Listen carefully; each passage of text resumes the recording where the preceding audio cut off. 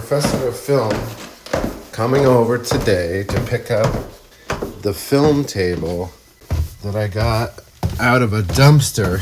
This beautiful Steenbeck made in Western Germany. And I saw the color. I knew it was like 60 something. Weighs about 500-600 pounds. And it has all this cool stuff where the film goes in, the audio goes in, the film goes through there, then comes up on a monitor that I don't have. The sound speaker, little tape measure here. It has these switches. I don't know about anything about this. This thing here.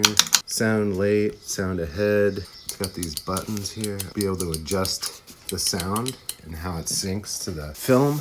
We have all these things here. Light, monitor, music. What really got me excited about this, old transformers, tubes, and capacitors that it had in it. Just a beautiful piece that needed to be saved. So I did. These must be for the sound.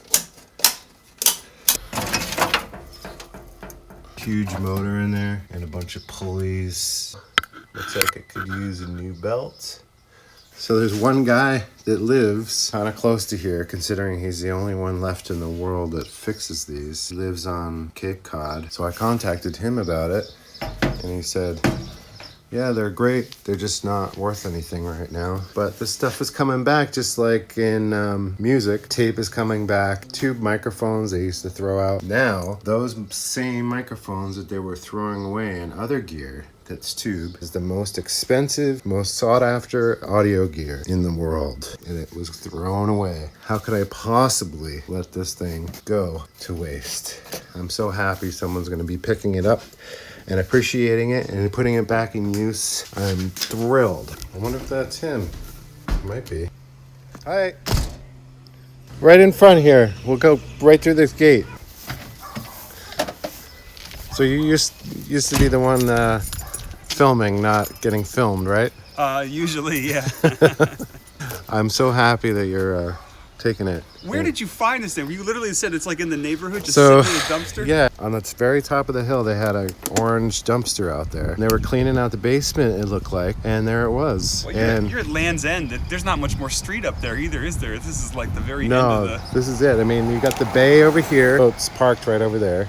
And then you got, after the main street here, you just go a few more houses and the ocean's right there. I wish we had some sort of magic radar to locate flatbed editors, on a map, but this is how they seem to crop up, as mysteriously on... Yeah, and it used to be the same with audio gear, and that's why I saved it. My name is David Bendixson. I teach 16mm filmmaking at the University of Massachusetts Amherst. We brought it back after maybe 2 decades of inactivity. We got permission to run the class, but we didn't have anything to run it with. So I spent 3 years into COVID camping out and online and buying enough cameras, all Bolexes, to run a 15-person course. Wow. And then spent a summer overhauling them. And you can imagine I have a very patient wife. The dining room became an operating bay for a while. Absolutely. So it worked. We ran it. It went great, but we didn't have an editor. So in the fall, I drove to Toronto and picked up a parts machine. It's the same exact model as this one.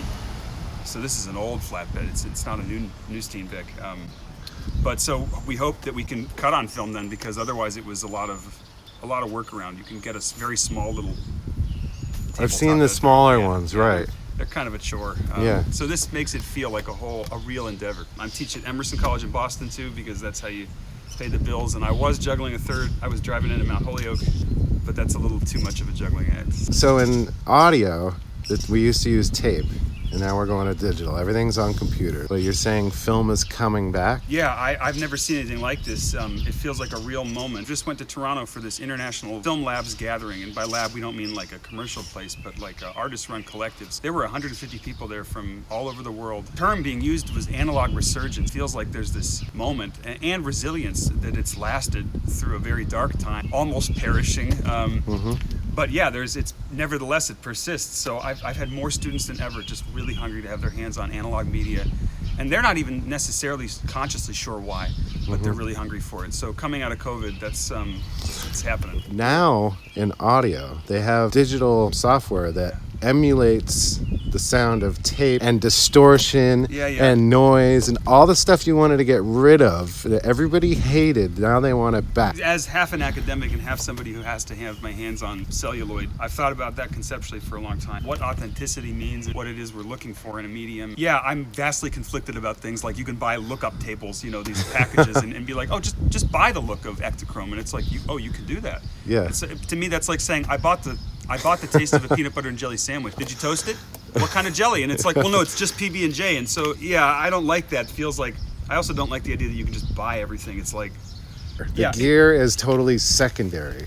Yeah, it's like a funnel, or I don't quite have the right metaphor for the part it plays, but yeah, on top of that, though, I feel like there's this two things. One, the kind of cameras that we were able to afford are a tenth of the cost of nice ones. So they're what we would call non-reflex cameras. You don't look through the taking lens while you're shooting, which is crazy.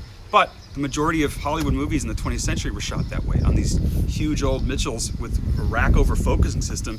So you're looking through a approximating viewfinder. If you've seen The Fabelmans, that's what he's using in that. It's like, if it was good enough for Spielberg as a kid, well, enough for us. So there's this difficulty in the process, that, unlike anything that a digital native, so to speak, has ever had to deal with. Not to say it's attractive, but it puts you through something that, I like to say that voluntary confrontation to difficulty is like the way you grow. So this happens to be an aesthetically really interesting, unique, and difficult way to do that. And then on top of that, like you're saying, this creativity happens in interesting ways that sometimes you don't even expect when dealing with an analog medium. I tell people too, it's going to teach you to deal with loss in a way that you maybe never have to have dealt with in a digital life. That, yeah, you'll make mistakes and they're going to suck, but you'll learn. You really will. And yeah, if you're taking a shot with the film camera and you're out of focus and you go back to the editing room, you're going to be really sad. But that shapes you in a way. We don't like that, and I'm not saying that we seek that out, and yet it will happen. Yeah, things will come out of it that you didn't expect, and sometimes they're beautiful. Openness to chance, and yeah, all of that wrapped into one big messy ball. That's beautiful.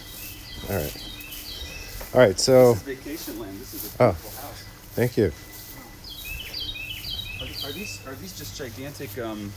These, oh my gosh, my wife would kill me not knowing what it is. Blue, right? They're rhododendrons. The big blue clusters, right? Yeah, that's what they are. They yeah, never get this big. Yeah, and then we got Montauk daisies. They get bigger and bigger and bigger. They're like weeds. But all these beautiful things are my wife's work. She likes to tinker in the backyard and well, if plant we drop things. The Steenbeck on the way out, we can plant it over there and see where it grows. It barely fits through this. Yeah, you can go ahead down there. Oh boy. Okay. Wow, here we go. It's still got some mag on it. We'll have to see what's on that when we play it back. It is missing some plates. Yeah, where's its screen? It doesn't have a screen. Well, we have one of those. Screen. Yeah, we've got a big rear projection thing. That it just lifts right off the top. So that's, in fact, you can use it without it. It's just a pain in the butt. It's very dim. You can point it at a wall. Oh, really? Yeah, because it's got a prism in there that rotates. So. Oh, okay. Now these feel like they're spinning nice, but I don't want to power it up until. These are all. Oh, the belts are cracked. Yeah. I mean, this is what you got to replace. Yeah. Lots of work to do. There's a gearbox in here too that needs to be drained and changed out, which has probably never been done. This is what attracts me. This is like audio gear. This huge transformer, another transformer, some leaky oil paper caps in there, a tube. Hey, my name's David. How's it going, Ben? Ben. It's my son Ben. Man. This is a labor of love. I cannot believe you didn't pull your back out lifting this thing, dumping it down your basement. I told him at dinner yesterday that you were coming for the film table. He's like, what film table? The half that's in your basement. If we can take this off, because I don't think this is going to go through. That's smart, yeah. We might be able to lift that door off. This door I take off. These little things come out. This pulls out like this. Junk. So we'll have to get it as light as possible. All the knobs are gone. That's funny. That's all little sliders. But so we're really fortunate. I mean, living anywhere else in the country, this would probably be a much longer project. But the last guy in the world to be a Steenbeck technician is 30 minutes from here. On the Cape. Cape. What was his name again? Dwight Cody. He's been doing this for like 40 years. You talked to him, right? Or emailed with him. Yep. He said it's worthless, and he's and he has no time to fix it, and I can fix it, but here's the cost, and I'm like, I don't need it, so what am I gonna do with it? Yeah. Even last summer, a year and a half ago, he was quoting me not that much money for 2 machines for our college, and I thought, okay, let me get the donation and get it. I called him again in January, and he said, to be honest, since we talked last, I've had like 6 colleges restarting their film programs, and they're all willing to pay me 4 times as much as for a machine. So it's really, like, that's another he was like, listen, example of it coming back. Oh, absolutely. And I want to get his customer list, because he has the master list of places that are still shooting film in the US. And I tried for several years to assemble that myself, and it's really hard. It's like, where do you go to ask who's still running a film program? No, really, who's still got cameras and teaching it? And it's coming back in a serious way. It's like the non-reflex Bolexes we're using. Totally cool with using the 70s equipment instead of the 80s or 90s. It's like, look, somebody's got to do it, otherwise it's going to get derelict. In parallel, people are trying to figure out do-it-yourself solutions for scanning film. There is something you can do, putting a camera up to the prism in this. That's not optimal, but then people are converting different transport systems with a sensor to try and make their own. That makes sense. I understand what you mean, yeah. There's a whole group on Facebook now, DIY film scanner. Facebook's almost useless these days, but it's good for crowd like this. So usually you sit here and ramp these two. This is the speed dial from back to forward. Oh, that's cool. It's got a footage counter on the plate from 100 feet to 4,000. This is a mag head. This is a mag head, and I'm assuming there's an optical head. Mag head, you mean audio? Yeah. So you would normally have 2 mag tracks like that and a picture track. So that's how you get all 6 plates out of it. Up here, you'd put your picture and wind it through. Let's see. Oh boy, it's a little. It's more than a little stiff. And so in here, it just got some corrosion. You lace the picture in, and then follow all these little sprockets, and then here's the take up. And then when you're done, it goes all the way back in. That's the prism, and here's the mirror. So that's some of this. I'm sure we'll need. You didn't see the splicer at all, did you? That this goes to? It looks I saw this. No, that's a mag head. This goes to a splicer, and those are. It looks like a guillotine. The Italian guy who designed it won a technical Oscar for it. How you put your film together, it's like it used to be with glue, but that's a pain in the butt, and it's as permanent as it gets. Whereas he designed this system. He was allergic to acetone. In the 50s, he invented let's just cut our film together with tape, and it's way easier. Giant metal body. And it rolls great still. It'll roll right back. Yeah, we can pull all the plates front and off like that. Yep. Unplugs. Yeah. Oh yeah, look at those drives. All of them need some kind of grease. It's worm drive, man. That's so cool. So when Dwight does these machines, he goes through and recaps everything, and then does new belts. They have someone in house who's fabricating new boards to replace these giant systems, so that they've actually got look at that tube amp. Yeah, these are the boards, the control boards with look at this like giant pin connector. Look at that multi-pin connector. Oh, and it smells like machine oil, or what's left of it. Oh no, that's interesting. It has a 220 outlet on there. How many other people do you think have an industrial amount of Starbucks next to a Steenbeck? 110 and 220 plumbed in. All right, so let's get our heavy lifting in. How many other people do you think have an industrial amount of Starbucks next to a Steenbeck? Putting it in.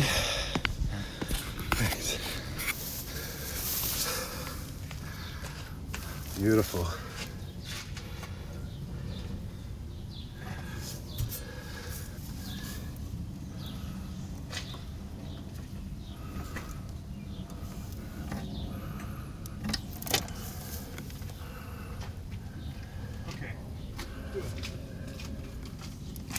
I left that measuring tape in the basement, but I think this is just shoulder width apart wheels. That's oh yeah, watch it, we got a drop here.